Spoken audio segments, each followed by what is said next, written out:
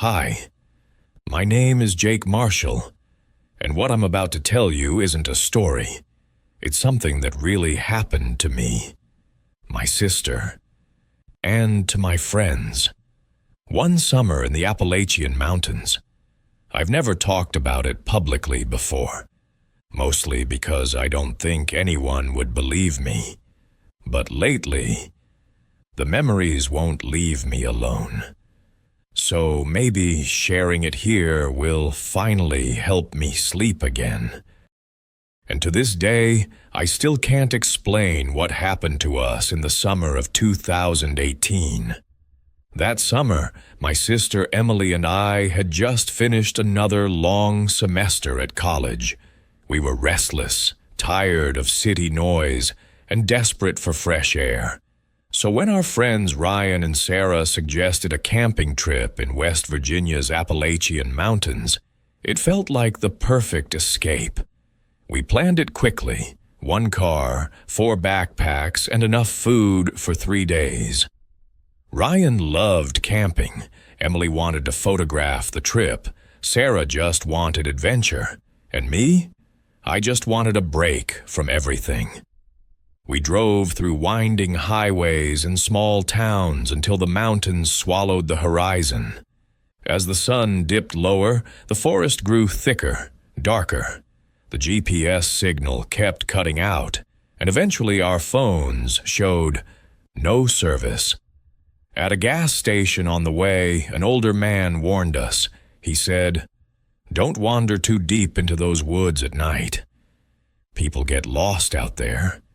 We laughed it off, but his serious eyes stayed in my head. By evening, we reached a clearing in the Monongahela National Forest. We set up camp, 2 tents, a circle of stones for the fire.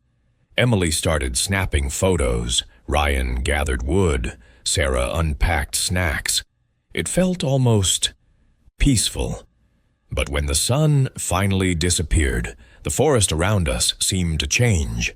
The trees felt taller, the air heavier. The night closed in fast. We lit the fire, cooked some food, told dumb stories. For a while, it felt like every other camping trip. Then, everything went silent. The crickets stopped. The owls gone. Even the wind seemed to vanish. If you've ever been in the woods, you know there's always noise, bugs, animals, something. But this silence was absolute. It pressed against us like a weight. Emily frowned.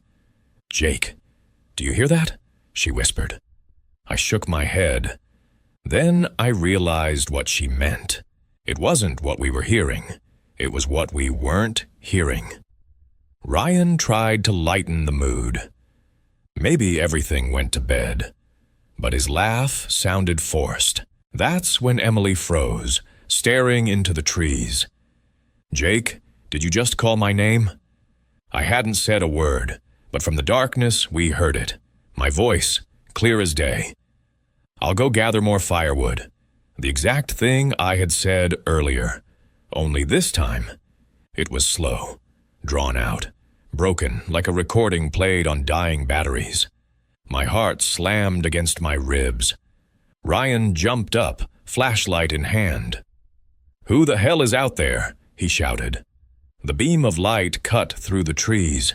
Nothing, no movement, no reflection, no one. We tried to shake it off, sat by the fire, telling ourselves it was an echo. But then we heard it again. Not my voice this time. It was Ryan's laugh, but twisted, stretched, a warped version of the laugh he had let out just minutes earlier. Sarah clutched his arm. Her voice cracked. "That's not funny anymore." Ryan swore it wasn't him. Then, footsteps, circling the camp, crunching leaves, snapping twigs. But here's the part that froze my blood. Every step came a few seconds after ours. If I shifted my boot, something copied it. If Sarah moved, another step followed. It wasn't random. It was mimicking us. Later, we tried to sleep. But around midnight, Sarah screamed. One of the tents, hers and Ryan's, had collapsed. It looked like something heavy was pressing down on it from the outside. Fabric buckled, poles bent. Ryan ripped it open, flashlight scanning the dirt, but the soil was undisturbed. No footprints, no marks, just a tent, crushed as if by invisible hands. We were shaken. Every sound of the forest felt wrong now. Shadows moved where there shouldn't be any. Emily swore she saw eyes reflecting in the dark, tall, pale, unblinking. But when I looked, there was nothing. Then came the breaking point. We were huddled by the fire when Sarah's voice echoed from the woods. "Ryan, please, help me." But Sarah was sitting right beside me. Her face drained of color, her mouth trembled. That wasn't me. Ryan shot to his feet. That sounded exactly like her. I have to check. Before we could stop him, he disappeared into the trees, flashlight bouncing. "Ryan!" Emily screamed. His voice answered faintly in the distance. "I'm here. I see you, Sarah." But we all knew. Sarah hadn't moved an inch. His voice grew fainter. Then silence. We waited. Minutes stretched into an hour. No Ryan. Around 3 a.m., we finally saw him again. Ryan stepped back into the firelight, but something was off. He just stood there, staring at us, his movements stiff, unnatural. When he finally spoke, his voice cracked in half.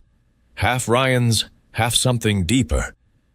"Why did you leave me out there?" The sound made my skin crawl. Sarah grabbed my arm, whispering frantically, "Jake, look at his wrist." Ryan always wore his watch on his left hand. This Ryan had it on his right. We didn't sleep. We just waited for daylight. In the morning, Emily's hands shook as she scrolled through her phone.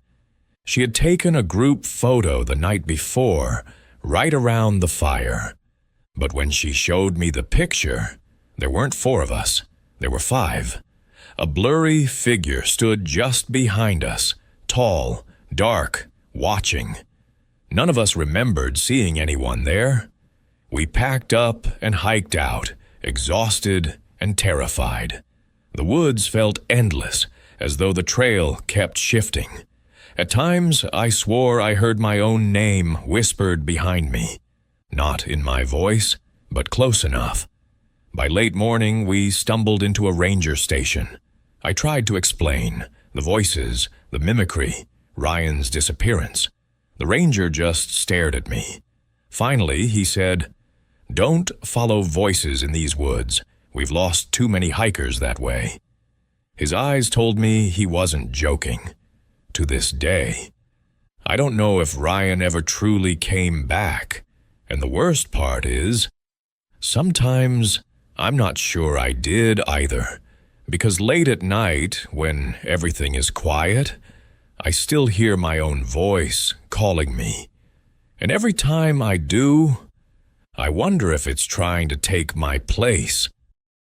That was Jake's terrifying encounter in the Appalachian woods.